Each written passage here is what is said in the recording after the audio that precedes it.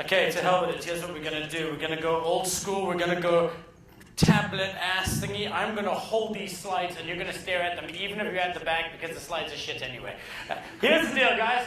Today what I want to talk to you is a bit about social networks and things.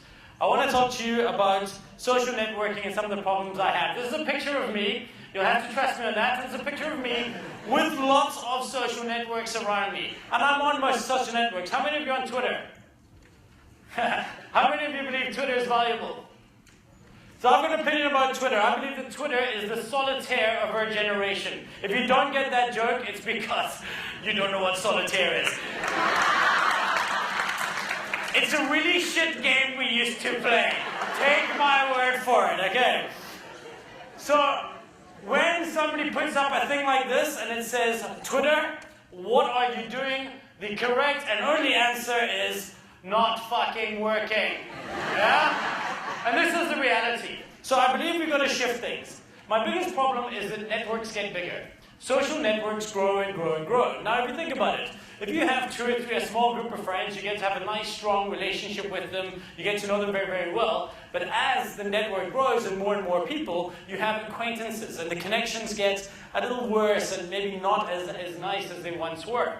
This is the problem I have with social networks, is that the larger they get, the less valuable they are for us. And so what we need to do is work out how we're going to get around that. Now, the problem is that all these social networks exist like islands. So you have Facebook here. Facebook is an island unto itself. You have Twitter, you have LinkedIn, you have Last.fm, you have all these different islands. And all these islands, MySpace, that was so cute. That was like solitaire, yeah? So you have all these islands that exist out there, and they're separate, disparate sections of information. And you have to be on multiples of them in order for it to be effective. And this makes no sense to me. And yet, if you take your phone or your computer and you go onto an app store today, and you go and you will find that you can join another 5 or 10 social networks. And that's what amazes me about today, is that people keep on trying to build better social networks, when in fact what we need to be doing is building better boats. Yeah, better islands, we need to build better boats. We don't need more social networks. We need a better way of connecting the networks we have and making them more effective. I don't want to join another social network. Fuck off! Yeah? Seriously, we don't need another social network. This does not need to happen anymore. What we need is a better way to utilize the ones that we have. So, we need a social operating system. We need an underpinning system that will work for everything. Now, Facebook would have been the guys that did that. Facebook could have been. The problem is Facebook exists as Facebook for us. It serves a specific purpose. If it was me, if you connected to me on Facebook, all you would get is pictures of me and my kids. Because that's what I use it for, family and close friends. If you connected with me on Twitter, well then you might get a chance of learning a bit about the links I like and things that I think. On LinkedIn, more of a reputation network. But it's about, what I'd like is a thing that separates all of these for me. So, I thought maybe Google would come up with the answer. I thought maybe Google would offer me that social operating system, but no, they didn't. They launched Google+. Do you know what Google+ is? Another island. It is another social network doing what every other social network does. It does not solve a single problem. What it does is, maybe it does solve a problem, but it doesn't solve a problem that Facebook can't easily fix. So if Facebook likes the idea that we now have circles, as opposed to their groups, well then Facebook will find an easier way to make that happen. And that's why when I see these Google Plus as the new Facebook, I don't understand why the hell they want to do that. They've gone and created another island. So who do you think will be the ones that could create this social operating system, this underlying thing? For me, I think it could be Apple. I think that Apple could come along and do it. You see, they already create operating systems. They create a hard drive, and how I see this working is this little thing that monitors everything you do. It monitors when you go to the shops what you buy, but only if you wanted to. And it monitors the restaurants you go to, it monitors what you like to eat, it monitors which movies you watch, it links into your PVR and sees what TV shows you like, it sees what ads you stop and watch, it learns everything about you. But you own all the content. Right now, in every other social network, they own the information, and that's where the bullshit starts. You need to take control of your networks again. You need to own them for yourselves and then disseminate that information. So I believe that Apple can do this, and I think they'll do this by shifting us from contact to context. I think we need to start building social networks. Twitter. Imagine how Twitter could work if you had a slider bar. And imagine if you were traveling, and wherever you were traveling, instead of just getting information from the people that you want that you normally connect with, imagine you could learn information relevant to the area you're at. So it will start seeding you out content, local news, local restaurants, local entertainment, aggregating the Twitter content that already exists out there. And then when you come back home, it can tell you something, and you could choose. You want more sport, or more information, or more things. If you could have that degree of control, and there's no reason you can't, because the information is out there, that would be a good thing. Now, very quickly, who's on Foursquare? Who doesn't know what Foursquare is? I salute you, yeah?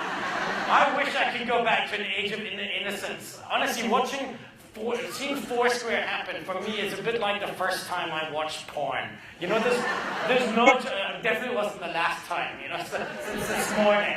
But it's kind of, honestly, there isn't a man here who hasn't masturbated once in the last 2 days.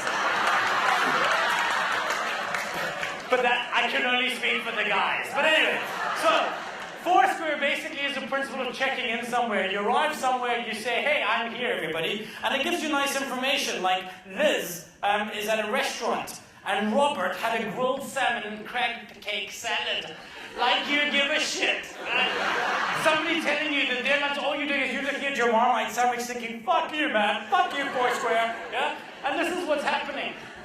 And I don't understand the principle of it. It's too much information, but when I'm traveling, I start seeing value, because then I can walk around with my phone out, and I can see that there's a really highly recommended pizza restaurant just, 50 meters down the road, and that's been recommended by strangers. And I think that makes a lot of sense. I think the idea of context is more important than contact. Now, an example I had for this is that I run 2 businesses. The one is the MD is a girl called Samantha Dean. She's amazing.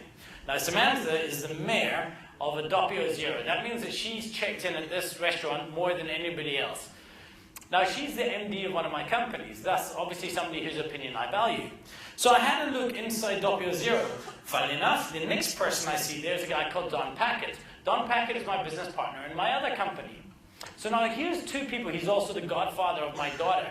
So here's 2 people that I have a very, very strong connection with. And yet, both their recommendations make no sense. Because Sam likes a calamari pizza and Don likes a vanilla latte. None of which are of any interest to me. Yet I scroll down and I see a total stranger. A total stranger called Amanda, who said at this Doppio Zero they make the best homemade cheesecake ever. That adds value to me. It doesn't matter that I've never met Amanda before. It only matters that at that beautiful moment in time, our paths crossed around the awesomeness that is a Bar One cheesecake. And seriously, if you're in Joburg, you phone me. I'm taking you for Bar One cheesecake. I'm ruining cheesecake for you from everywhere for the rest of your life. Yeah, it's that good, and that's what I want to see happening. So imagine a world where I could be traveling one day, and I could be visiting Tokyo. And I could sit in a restaurant and order a teriyaki steak. And the next week, a guy from Norway would sit in the same restaurant, order the same thing, and we both rave about it on our networks, which are not connected. And then we go about on our way, and we start, I have a bacon egg roll here, he has the same thing there, I have a pizza here, there's a pizza there. And this goes all over the world. Until one day, and we never connect, but the networks just learn about what we like, and we seem to like the same food. Until one day, I arrive in downtown New York, and I walk into a curry house there, and I'm trying to decide what to buy. I want my phone to pop up and tell me that I should have the chicken jalfrezi, because it knows that that guy who likes the same food as I do was there 2 weeks before, and he really liked the chicken jalfrezi. I don't need to know the guy. In fact, I really don't want to, because he's probably an arsehole. But an arsehole with good taste in food. And that's all that matters. And I want the same for jeans, I want the same for tackies, I want the same for motorbikes, I want the same for everything. I want contextual connections with people for a brief moment in time when I need it the most. And the only way to do that is to stop friending people. Yeah? We need to shift our minds from content and contact to context. Thank you very much.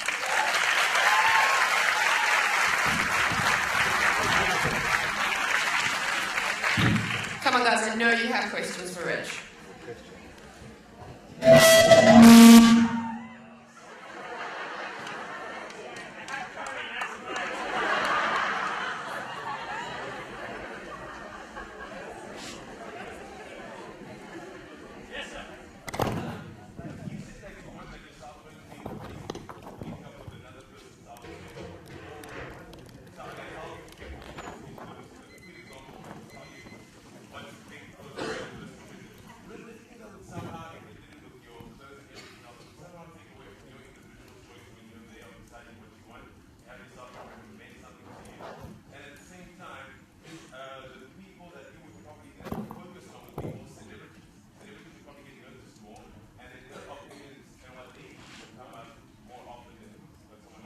Well, no, you see, it's not trying to match you. The system, first of all, you choose is a very good point, and perhaps you could choose to only mirror certain celebrities. The idea for me is I'm not choosing to, I don't suggest that we will mirror any one person specifically. I think what will happen is it will see what my preferences are, it will find people with similar preferences, and it will constantly tell me where I can find things I like. So pretty much how Amazon does it with books. If you go buy a book from Amazon, it will then tell you, imagine you could get that for everything. And maybe I do want to say that I like a certain celebrity and I want to know what kind of shoes that guy wears. It would be always up to you to decide what you share, though. If I became a celebrity and I decided not to share that level of information, Facebook doesn't own it, Twitter doesn't own it, I own it. So I can always choose what aspects I want to share publicly and maybe under the radar. But it's a very good point. Yes? Sorry? Which topic is here? Nice writing, Paul. We'll go there next time, yeah. Anything else? Right, well, thanks very much. That's it for the conference. Off you go home. Everything's done now. Yeah.